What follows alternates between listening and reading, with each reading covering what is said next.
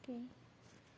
Primer punto o foco de auscultación se encuentra en el segundo espacio, que es el foco aórtico, entre el espacio intercostal derecho y la parte de la línea paraesternal derecha. El segundo foco es el foco pulmonar, que se encuentra entre el espacio intercostal izquierdo, entre la segunda y tercera costilla y cercano a lo que es la línea paraesternal izquierda. Tercer punto es el foco tricúspide, que se encuentra en el cuarto espacio, en la parte del espacio intercostal izquierdo.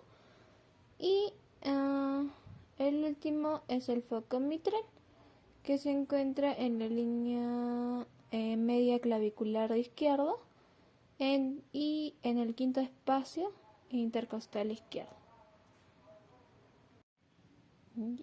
Primer ruido se da en tanto el punto tricúspide como el mitral.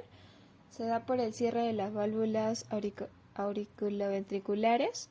Segundo ruido, tanto en la aórtica como pulmonar, se da por el cierre de las válvulas sigmoideas. Tercer ruido es el llenado ventricular rápido, que es tanto patológico como se puede definir también como fisiológico en niños y embarazadas, y patológico en personas adultas.